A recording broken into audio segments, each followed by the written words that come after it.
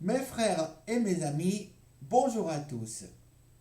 Nous voici dans une nouvelle vidéo avec le pasteur Gabari. Donc soyez tous bienvenus.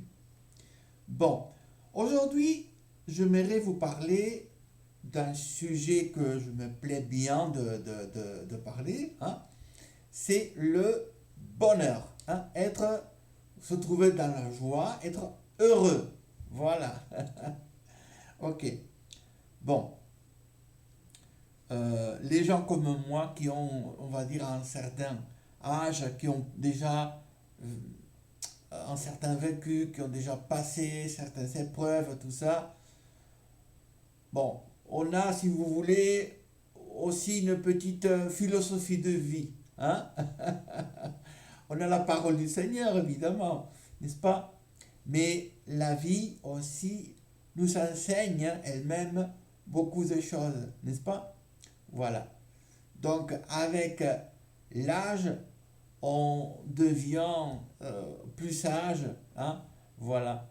Et on sait mieux affronter voilà, les aléas de la vie. Et on peut, de même, n'est-ce pas, mais conseiller, voilà, les plus jeunes, hein, voilà. Alors, j'ai reçu euh, certains commentaires par courrier, voilà, des gens qui n'étaient pas tout à fait en forme, voilà. Certains étaient en train de traverser une petite dépression, voilà, ça n'allait pas tout à fait bien, d'autres étaient un peu aussi malades, etc. Voilà, donc ça m'a ça m'a donné l'idée donc de faire une prédication ou pour méditer si vous voulez, voilà. Hein. On va méditer donc à ce sujet, hein, être heureux. Voilà.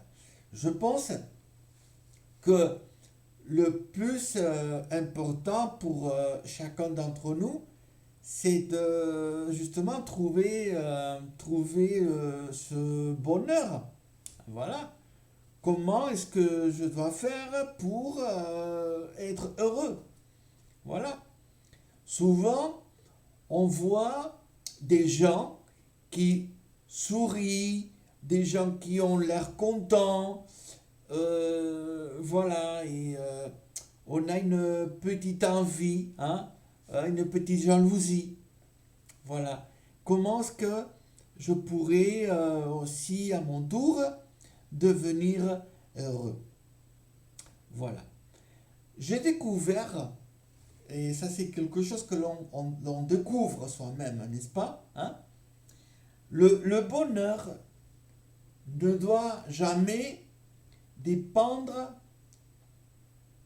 de, par exemple, une relation de couple. C'est-à-dire que je suis en couple, c'est grâce à mon partenaire ou à ma partenaire que je suis heureux.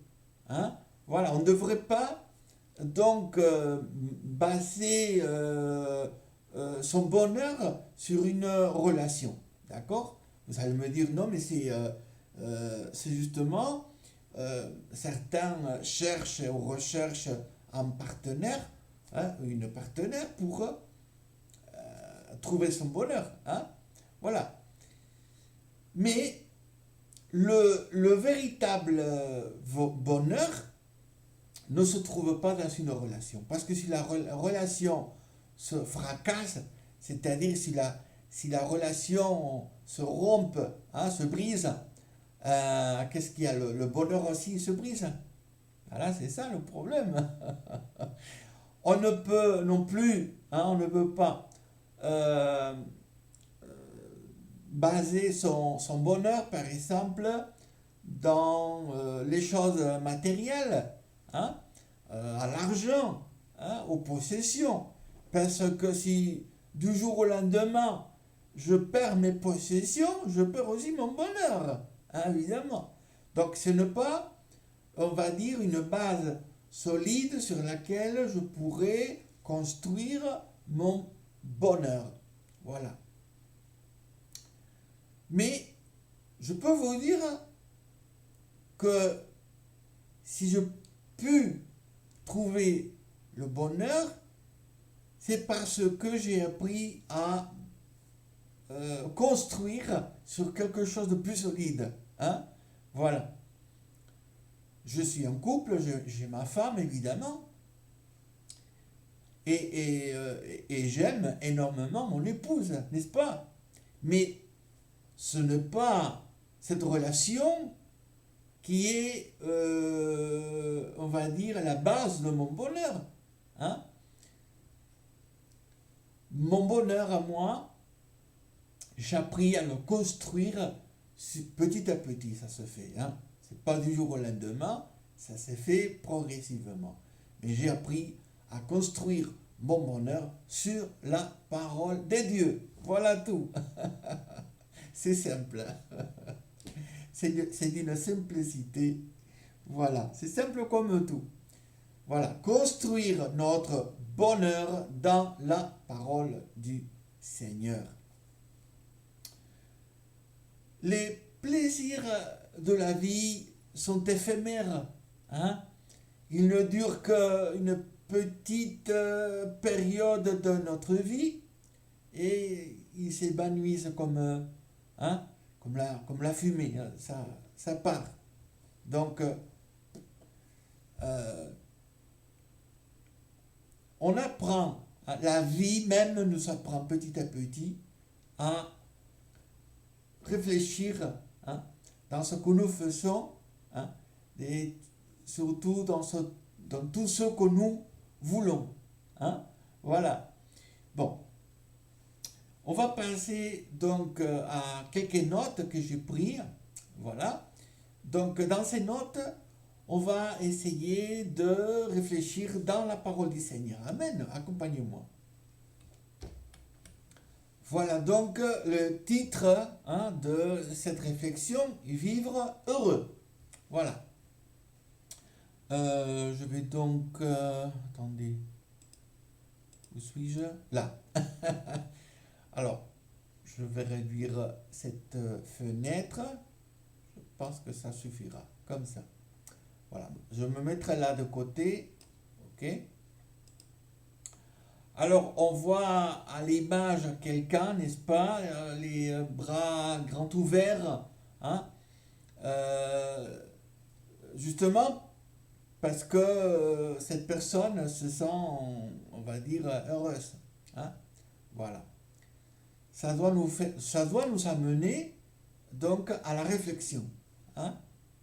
Alors, il y a un texte que j'aime bien, c'est ce texte qui se trouve dans Philippiens, chapitre 4, les versets 4 à 7. Hein? Alors, nous allons le lire ensemble. Réjouissez-vous toujours dans le Seigneur. Hein?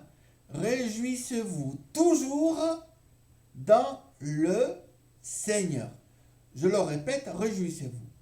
Que votre douceur soit connue de tous les hommes. Le Seigneur est proche. Ne vous inquiétez de rien. Hein? J'aime bien cette partie. Ne vous inquiétez de rien. Mais en toute chose, faites connaître vos besoins à Dieu par des prières et des supplications avec des actions de grâce, et la paix de Dieu, qui surpasse toute intelligence, gardera vos cœurs et vos pensées en Jésus-Christ. Amen. Gloire au Seigneur. Voilà.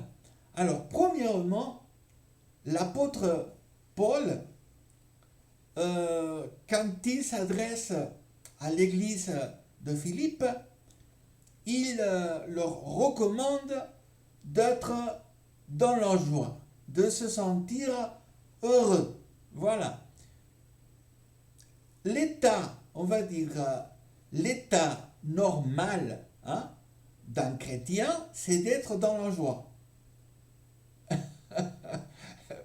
Vous allez me dire, il n'y a pas de chrétien triste ou malheureux.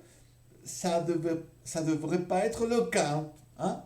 ça ne devrait être pas le cas. Hein. Normalement, un chrétien doit vivre sa foi. Et par la foi, il doit se sentir dans la joie et éprouver en lui le bonheur. Amen. Donc, atteindre le bonheur, c'est être dans une dimension spirituelle. Hein? Nous allons apprendre par la parole de Dieu qu'il s'agit d'une dimension spirituelle. Hein? Ça dépend de tout ce qui touche le côté spirituel. Si je suis bien au-dedans de moi, dans mon esprit, dans mon âme, alors tout va bien, je serai heureux. Hein? Voilà. C'est pour cela que tout à l'heure, je vous ai dit que mon bonheur à moi, je ne le fonde pas, il n'est pas fondé sur une relation, sur une accumulation de choses matérielles. Vous allez me dire, mais l'argent, avoir de l'argent, c'est bien. Et évidemment, c'est bien avoir de l'argent. Mais c'est pas tout. Hein? Quelqu'un avait dit une fois, il disait, c'est un homme très, très pauvre parce qu'il ne possède que de l'argent. Voilà. Celui qui possède que de l'argent, il est vraiment pauvre. Voyez? Parce qu'à côté de l'argent, s'il n'y a pas une amitié, vous voyez, quelqu'un avec qui on peut partager ce don, hein, comme l'argent. Hein? Voilà. Donc, si on n'a que l'argent, on est pauvre. Voyez? Donc, une véritable vie de bonheur ne peut pas être fondée, construite, hein, sur des choses qui pourraient disparaître du jour au lendemain. Hein. Ça peut être une relation, ça peut être l'argent, ça peut être le travail. Il y a des gens, par exemple, qui se sentent heureux parce qu'ils travaillent beaucoup. Voyez? Alors, du jour au lendemain, ils perdent leur travail, tout est fichu, hein, tout tombe à l'eau. Voyez? Voilà. Donc, il s'agit maintenant de découvrir que notre bonheur, on va l'atteindre, hein, on va y arriver si on est capable de rentrer dans cette dimension spirituelle. Voyez? Voilà.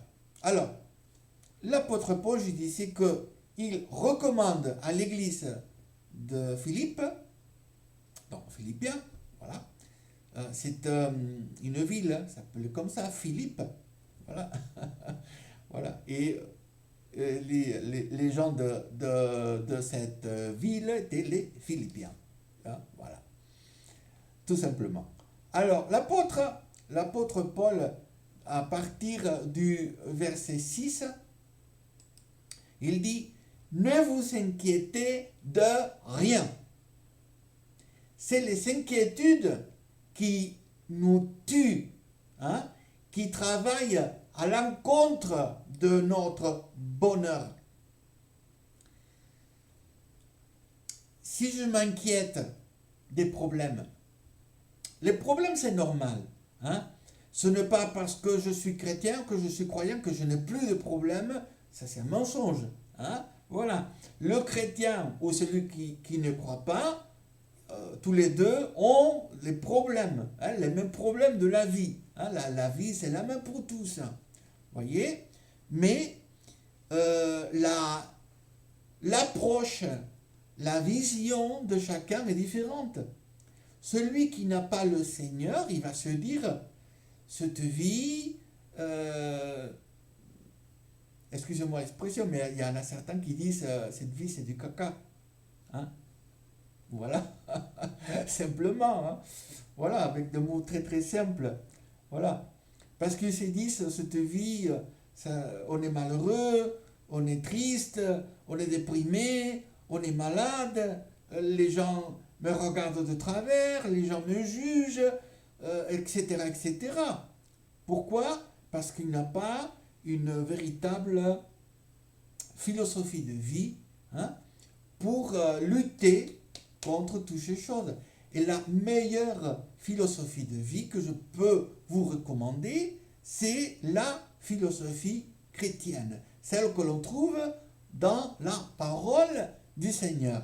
Amen. Voilà, alors, dans les recommandations de l'apôtre Paul, on trouve ceci: ne vous inquiétez de rien. Voilà. Alors, certains pourraient dire, mais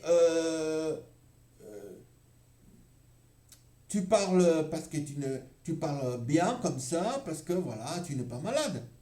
Hein, tu parles bien comme ça parce que tu as l'argent. Tu parles bien parce que tu es heureux dans ton couple, ben, etc., etc., etc. Hein, voilà. Mais par tous les problèmes que vous auriez pu traverser dans votre vie, moi aussi de même, j'ai traversé pas mal de problèmes, n'est-ce pas? Mais j'ai appris, je vous assure, par la parole du Seigneur, hein, à surmonter petit à petit tous ces problèmes, toutes ces barrières et trouver mon bonheur. Amen.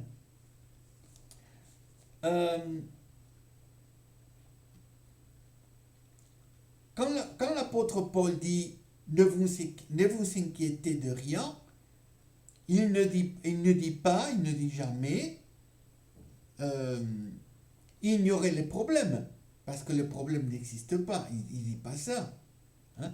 L'apôtre Paul, il est conscient que les problèmes y sont, que les maladies y sont, que les dépressions s'y trouvent.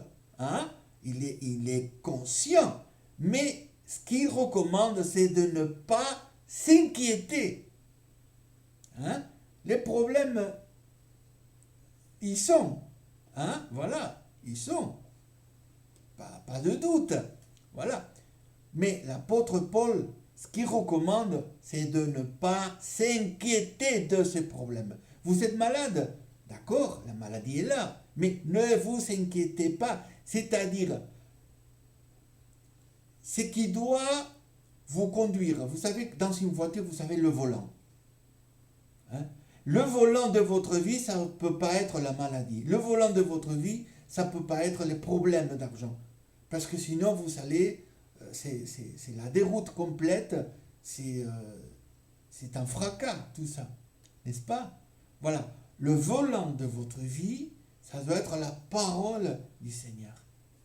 Voilà la bonne philosophie, hein, de vie que je voulais vous transmettre. Voilà. Donc, on continue de lire le verset 6. Ne vous inquiétez de rien, mais en toute chose, faites connaître vos besoins à Dieu. C'est ça. Voilà la différence. On a quelqu'un qui nous écoute. Il est toujours à l'écoute. Il est toujours à l'écoute. Voilà. Vous savez, certaines fois, on est désespéré par les problèmes, ou d'autres, il y a d'autres mots, exaspéré. Hein. On pourrait être, comment dire, bien triste, hein, déprimé par tout ce tout ce que nous supportons. Voilà. Et on essaie de trouver une oreille qui nous entende. Quelqu'un qui nous prête un peu d'attention, juste pour, comment dire, pour essayer de se calmer. Hein, parce que quand on parle, vous voyez, on se calme un peu. Parce qu'il y a quelqu'un qui nous écoute quand même. Mais vous savez, parfois, il n'y a personne qui voudrait nous écouter, nous entendre. Hein? Voilà. Mais regardez ce qu'il dit la parole. Hein? En toute chose, faites connaître vos besoins à Dieu. par des prières, par des supplications et avec des actions de grâce. Voilà. Donc, c'est par la prière et la supplication à Dieu que nous sommes entendus et on sera aussi exaucés. Hein? Ça veut dire que Dieu écoutera notre cœur, écoutera notre requête, d'accord? Et ensuite, il va donc ressoudre. Hein? Il va ressoudre. Voilà. Il va apporter la solution à notre vie. Ça ne se passe pas toujours comme nous voudrions que ça se passe. Hein? Voilà. Parce que on voudrait que les choses s'arrangent tout de suite. Voilà. On n'a pas la patience. Et s'il y a quelque chose que nous allons apprendre avec Dieu, c'est la patience. C'est savoir attendre. Être patient. Voilà. Mais Dieu va nous aider, Dieu va nous fortifier, Dieu va nous en sortir. Il faut avoir confiance. Hein? Voilà. C'est pour cela que, regardez ce qu'il ajoute l'apôtre Paul avec des actions de grâce. C'est-à-dire rendre grâce. On rend grâce quand et pourquoi? On rend grâce parce qu'on a été exaucé. Parce que Dieu nous a écoutés. Il a entendu mes prières, mes supplications. Il a tendu son oreille vers moi. Il m'a écouté. Il a su m'écouter. Et il a su aussi répondre à mon besoin. Voilà pourquoi je dois ensuite donc rendre grâce à Dieu. Les actions de grâce. Seigneur, merci. Merci parce que tu m'as écouté, tu m'as exaucé. Gloire à ton nom. Amen. Voilà.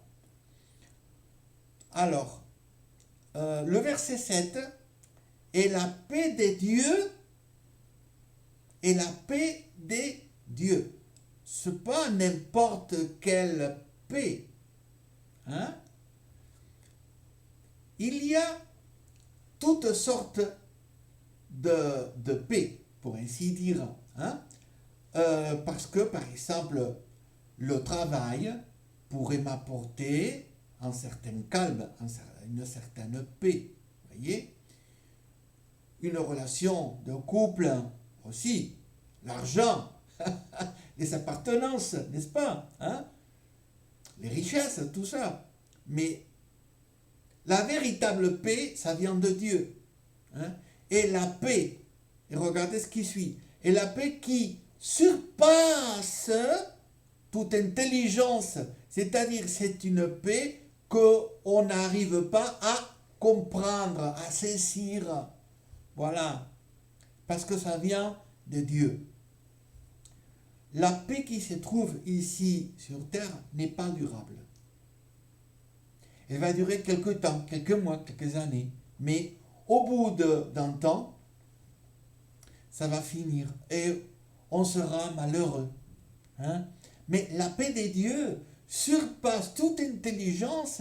Et c'est une paix à durée indéterminée, c'est-à-dire éternelle. Ni plus ni moins. Voilà. Tout ce qui nous donne, tout ce qui nous donne le Seigneur, c'est du caractère éternel. C'est garanti à la vie. On ne peut pas le dire mieux, n'est-ce pas? C'est garanti à la vie et même après la vie, même après la vie, ça durera encore et encore, puisque c'est pour l'éternité. Amen. Et la paix des dieux, qui surpasse toute intelligence, toute compréhension. Pourquoi est-ce que l'apôtre Paul, il nous parle ainsi?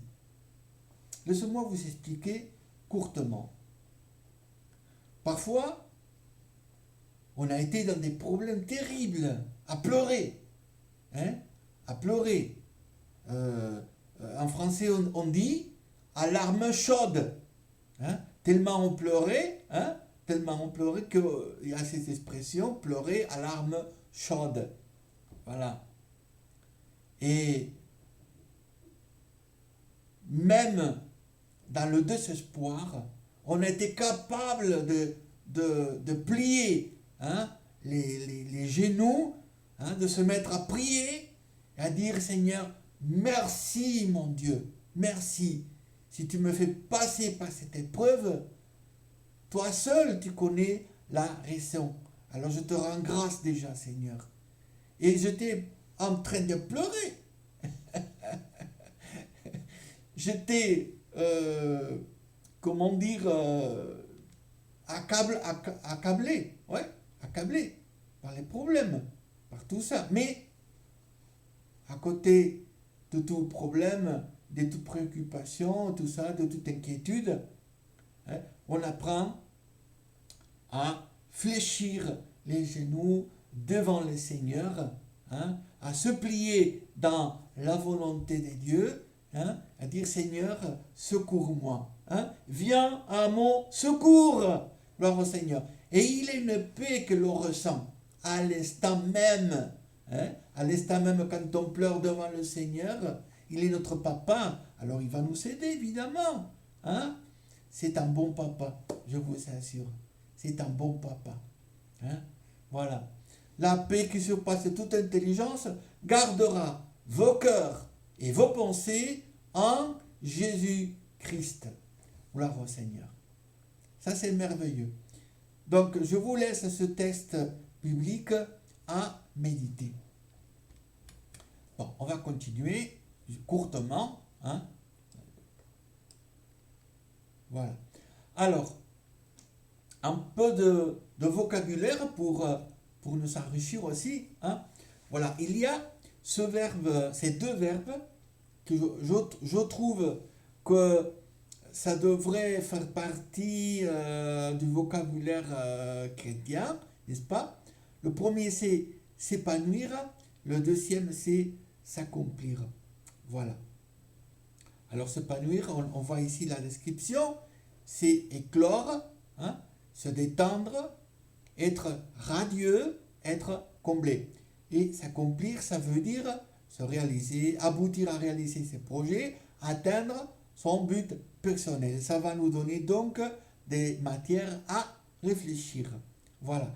Est-ce que je suis épanoui et accompli? Si ce n'est pas le cas, je t'invite, hein, fortement à découvrir la parole de Dieu, hein, à découvrir cette philosophie de vie chrétienne pour que tu puisses, hein, t'épanouir et t'accomplir dans la vie. Amen. Il n'y a pas un autre bonheur plus grand que de trouver le Seigneur Jésus-Christ. Donc c'est une invitation que je te fais aujourd'hui avec toute simplicité, toute sincérité. Voilà. J'espère que après ces petites réflexions, voilà, tu puisses prendre dans ta vie une décision, voilà, de suivre le Seigneur Jésus-Christ, hein, et trouver ton bonheur personnel. Amen. Alors, les questions du jour que je voudrais donc vous poser à vous tous, voilà. Alors, la première question, est-ce que je suis heureux? Voilà. Deuxième question, est-ce que je m'épanouis, hein, dans la vie? Est-ce que je m'épanouis? Tu te sens épanoui? Alors, comment est-ce que tu définis être heureux? Alors, donne-moi ta définition d'être heureux. Voilà. Pour certains, ça peut être le travail. Ils disent, c'est bon, si j'ai du travail, je suis heureux. Je suis content. Voilà. Si je trouve une bonne épouse, ben voilà, je serai heureux. Mais d'autres, par exemple, c'est une belle voiture. Ah, si j'aurais cette voiture, je serais heureux. Mais ils découvrent que même s'ils ont une belle épouse, s'ils ont de l'argent, s'ils ont une belle voiture, s'ils ont un bel appartement, tout ça, c'est pas ça le bonheur, mes amis. C'est pas ça le bonheur. Le bonheur, c'est une dimension spirituelle. Hein? Il faut rentrer dans cette dimension spirituelle pour être justement heureux. Hein? Après, les autres choses, ce sont, on va dire, des choses qu'on leur rajoute. Voilà, il n'y a pas de mal. Tu es avec Dieu, c'est le bonheur complet. Voilà. Après, le travail, gloire à Dieu. Hein? La vie de couple, gloire à Dieu. Hein? Tout ça, ça. Mais le plus important, c'est Dieu. Voilà. Alors, autre question, c'est, il y a des comportements personnels qui me rendent malheureux. Alors, comportement, pardon. J'ai fait une faute, parce qu'il faut que je mette ça au pluriel. Voilà. Excusez-moi. Hein. Voilà. Alors, parce qu'ici, on a le pluriel. Il faut que je mette ici le pluriel, hein, sinon c'est... Voilà. Donc, il y a des comportements personnels qui me rendent malheureux. Évidemment, il y a certains comportements, d'accord? Même ceux qui ne connaissent pas le Seigneur, ceux qui ne sont pas chrétiens, ils savent déjà à l'avance que ce comportement ne sont pas bons. Et ils ne sont pas chrétiens. Mais ils le savent. Parce que nous savons en nous, hein, au-dedans de nous, il y a une petite chose, une petite alarme, ça s'appelle la conscience. La conscience nous dit, ça c'est pas bon ça. Même si on ne connaît pas le Seigneur, même si on ne va pas à l'église, même si on ne lit pas la Bible, Dieu a mis cette alarme, hein, dans le subconscient de la personne, hein, chez l'homme. C'est pour cela que quand quelqu'un fait quelque chose de mauvais, il y a l'alarme qui sonne à l'intérieur qui lui dit « Oh, ça va pas, ça va pas. Ce que tu viens de faire, c'est pas bien. » Voilà. Alors, la question suivante, est-ce que le fait d'être jugé par les autres me rend malheureux? Hein? Est-ce que le fait d'être jugé par les autres me rend malheureux? C'est-à-dire, est-ce que je mets beaucoup d'importance, est-ce que je fais beaucoup d'attention à tout ce que les autres disent de moi? C'est un problème aussi, hein, n'est-ce pas? Voilà. On doit être capable de savoir fermer ses oreilles, ne pas écouter donc ce qu'ils disent. Hein? Voilà. Tu peux me juger, pas de problème. C'est le Seigneur qui doit me juger. C'est tout. Hein? Voilà. Ok. Ensuite, j'ai quelques textes. Bon, il y a pas mal de textes que je vous ai mis là. On va les lire vite fait, comme ça. Dans le livre des Psaumes, chapitre 1er, versets 1 à 3, nous dit « Heureux l'homme qui ne marche pas selon le conseil des méchants. » Alors regardez, quand on ne marche pas selon les conseils des méchants, on est heureux. Voilà, donc il ne faut pas aller avec les méchants. Ok? Bon, lycée, prenez donc un bout de papier, notez donc ces références pour ensuite les chercher dans votre Bible.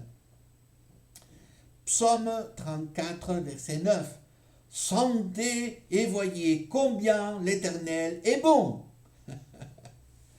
Alors ici, ça fait référence donc au sens. On a les 5 sens, donc la vue, l'ouïe, le goût, etc. Voilà.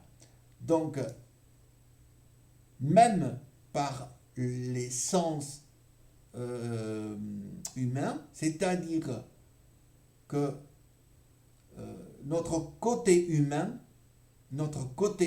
est capable de reconnaître combien le Seigneur est bon. Hein? Pas besoin d'être converti, pas besoin d'aller à l'église, pas besoin de lire la Bible pour reconnaître que Dieu est bon. Voilà tout. Alors, regardez ce qui suit. Heureux l'homme qui cherche en lui son refuge. Voilà, heureux.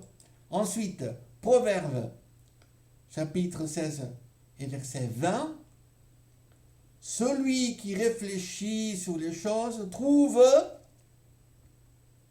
le bonheur. Celui qui réfléchit sur les choses. C'est-à-dire sur les choses spirituelles. Et celui qui se confie en l'Éternel est heureux. Hein? Il est heureux. Voilà. Alors, après, on a Proverbe 13, 21. Le malheur, là, c'est pas le bonheur, c'est le malheur poursuit ceux qui pêchent. Ah, j'adore la parole du Seigneur, vous pouvez me croire. Vous pouvez me croire. Je suis vraiment amoureux de la parole de Dieu parce que la parole de Dieu elle est bien claire. Hein? Voilà.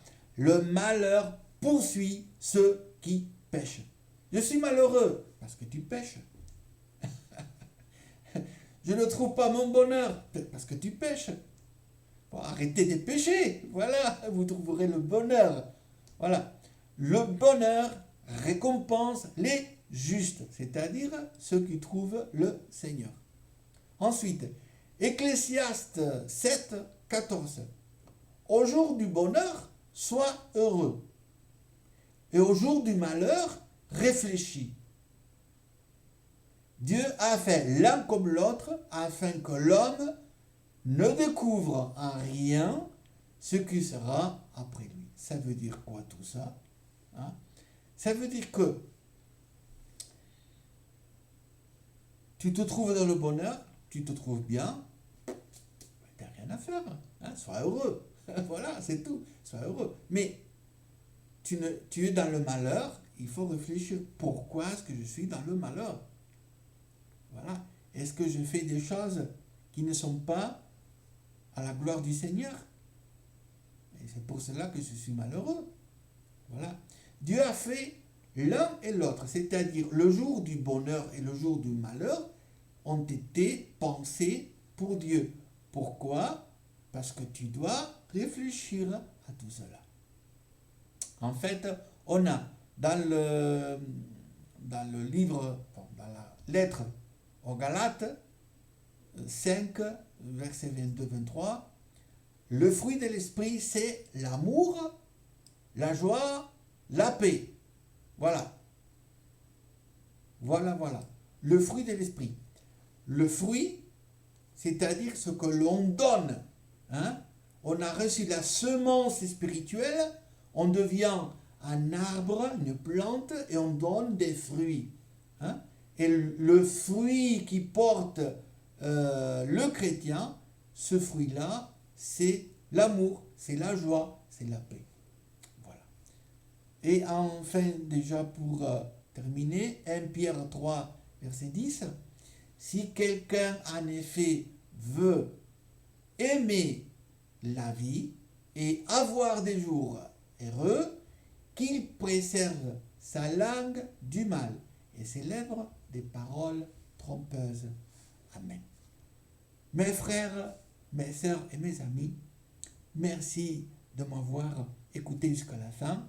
Voilà. Soyons donc heureux. Gloire à Dieu. Prions les uns pour les autres. Gloire au Seigneur. Et on se retrouve dans une prochaine vidéo. Amen.